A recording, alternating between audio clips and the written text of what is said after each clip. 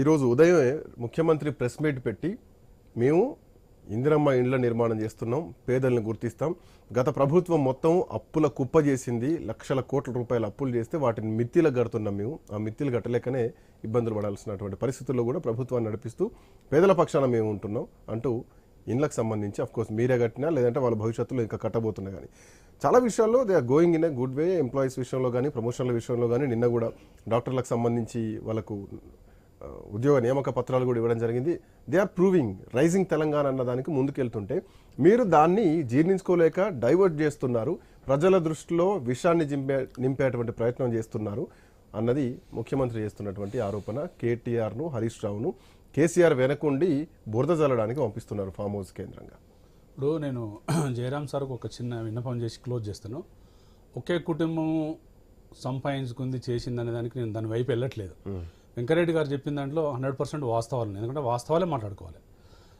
గత ప్రభుత్వం 8 లక్షల కోట్లు 6 లక్షల కోట్లు అప్పు చేసిందని చెప్తున్నారు రేవంత్ రెడ్డి గారు. 4,26,000 కోట్లు అప్పు చేసినాం మేము. ఓకే, 2,30,000 కోట్లు ఉత్పాదక రంగానికి మేము పెట్టినాం. ఎవ్రీ మంత్ 2,900 కోట్లు ఇంట్రెస్ట్ పే చేస్తున్నాం. సో వీళ్ళు 8 లక్షలు అబద్ధాలు, 100% అబద్ధాలు. నేను చెప్పేది వినండి సార్, వినండి, మీరు వినడం నేర్చుకోండి సార్ ఫస్ట్. మీ టైం వచ్చి మీరు చెప్పేది వినండి, మీకు టైం వచ్చినప్పుడు మీ ఎక్స్ప్లెనేషన్ చెప్పండి. నేను చెప్పేది మీరు రాసుకోండి. నేను చెప్పేది జయరామ్ గారు మీరు చెప్పేది రాసుకోండి.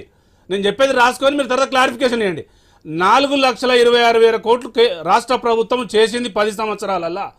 7,000 ఇంట్రెస్ట్ మేము పే చేయట్లేదు, 2,900 కోట్లే పే చేస్తున్నాము. RBI గైడ్లైన్స్ మీకు నేను ఇచ్చిపోతాను. ఇంకొకటి, ఇంత అప్పుందని మీకు తెలుసు కదా, మీరు మీ వల్ల కాని హామీలు ఎందుకు ఇచ్చిర్రు? ఒకటి. రెండవది, ఒక కాన్స్టెన్సీకి 3,500 డబుల్ బెడ్ ఇందిరమ్మ ఇల్లు ఇస్తానంటున్నాను.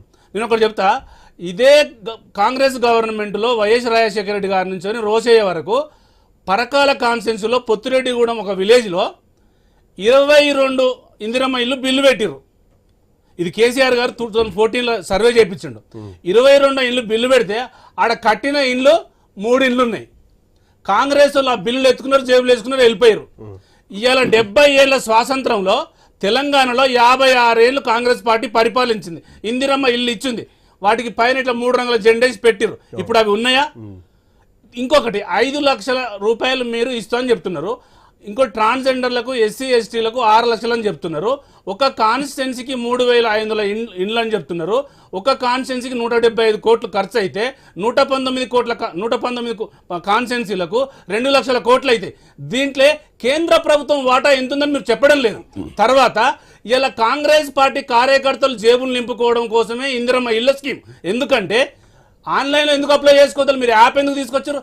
ఇంతకు ముందు డబుల్ బెడ్రూమ్ ఇండ్లు మేము ఆన్లైన్లో అప్లై చేసుకొని పారదర్శకంగా మేము చేసినాము. తర్వాత 3,50,000 ఇండ్లు కట్టి దాదాపు 2 లక్షల ఇండ్లు ఇచ్చినాం.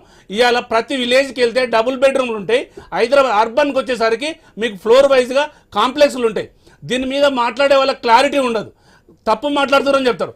ఇప్పటికీ కేంద్ర ప్రభుత్వం FRBM ఏం చెప్పిందంటే, ఏ రాష్ట్రమైనా అప్పు చేసింది, కానీ FRBM గైడ్లైన్స్కు కాగు నివేదికకు అందుబాటులో అప్పులు చేసినాం. ఓకే, 2014-15లో మేము చేసిన అప్పులకు ఇవాళ 1,00,000 కోట్లు అప్పు చేసిండు 10 నెలల్లో. మీరు 10 నెలల మీరు తర్వాత చెప్పండి, 10 నెలల్లో ఒక్క ఉత్పాదక రంగం మనం మీరు డెవలప్ చేసిరా?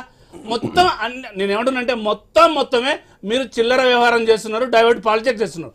మీ స్కీమ్లు ఎక్కడ పోయి నేనేమంటున్నానంటే, మీరు ఇందిరమ్మ ఇల్లు ప్రజలకు మీరు అనుకున్నట్టు ఇవ్వండి, కానీ మీ దగ్గర స్కీమ్ చేయడానికి మీ దగ్గర మీరు బడ్జెట్లో పెట్టింది ఇందిరమ్మ ఇళ్ళకి ఎంత పెట్టిర్రు, ఇప్పుడు ఎంత కేటాయిస్తున్నారు? మీరు మండలానికి ఒక ఇల్లు కడతామని చెప్తున్నారు, మోడల్ ఇల్లు. 650 ఇండ్లకి ఎంత అయితే సార్? దాదాపుగా 150 కోట్లు అవుతుంది. అసలు మీ దగ్గర డబ్బులే లేవని చెప్తున్నారు కదా. అంటే మీరు క్లారిటీ ఇవ్వాల్సింది ప్రజలకు ఏంటంటే, రాష్ట్ర ప్రభుత్వ వాటా ఇంత, కేంద్ర ప్రభుత్వ వాటా ఇంత, దీని మీద మేము యాప్ చేసినాము, మీరు ఆన్లైన్లో అప్లై చేసుకోండి, మా కార్యకర్తల జేబులకు డబ్బులు ఇవ్వకండి అని క్లారిటీ ఇవ్వకుండా డొంకదుండి వ్యవహారంతో ఇప్పుడు ప్రజలు ఏం ఆలోచన చేస్తున్నారు? కాంగ్రెస్ పార్టీ వచ్చింది, అభివృద్ధి బాగా చేస్తామని చెప్తారు. మీరు అభివృద్ధి ఎక్కడ చేసిర్రు? ఇప్పుడు ఈ సంవత్సరం మొత్తం మీకు 6 నెలలు ఏంది ఎలక్షన్ కోడ్కే వెళ్ళిందని చెప్పారు. మరి ఈ 5 నెలల మీరు ఇప్పుడు 1100 పాతే కంటిన్యూ చేస్తున్నారు. మా హయాంలో ఉన్నాయి వాళ్ళు ఎక్కడ సార్ ఎక్కడ సార్ ఒకటి చెప్తే 2005 ఇయ్యలే, కేసీఆర్ కిట్ లేనే లేదు, తోఫాలు ఇయ్యలే, చీరలు ఇయ్యలే, స్కూటీలు ఇయ్యలే. ఇంకొకటి తెలుసా, కోతులు తెలంగాణలో ఎక్కువైనాయని కోతుల సంరక్షణ కేంద్రం పెడతామని చెప్పిండు రేవంత్ రెడ్డి గారు. కోతుల గురించి మర్చిపోయినట్టుంది. 420 స్కీమ్లల్లా మీరు చేసింది 8 లక్షల కోట్లు చేయాలి అంటే మీరు 1 yearలో 90,000 లక్షల కోట్లు అప్పు చేస్తే ఈ 5 సంవత్సరాల కాలంలో అంటే డబుల్ చేసుకుంటూ పోతారా మీరు? అప్పులు మీరు అప్పులు చేస్తున్నారు, మేము అప్పులు చేసినాం, కానీ అప్పులకు FRBM గైడ్ లైన్స్ ఉన్నాయి కదా, అవన్నీ కాకుండా మీ ఇష్టం వచ్చిన మాట పదే మంత్రులు, కార్యకర్తలు, గవర్నమెంట్, సీఎం గారు మాట్లాడేది అప్పులు చేసిరు కుటుంబం, ఇది తెలివితక్కువ వ్యవహారము. దీని మీద క్లారిటీ ఇవ్వాలి. రైట్, మాట్లాడేది డిస్కస్ చేద్దాం. ఒక చిన్న బ్రేక్ తీసుకుందాం. బ్రేక్ తర్వాత డిబేట్ విల్ బి కంటిన్యూ.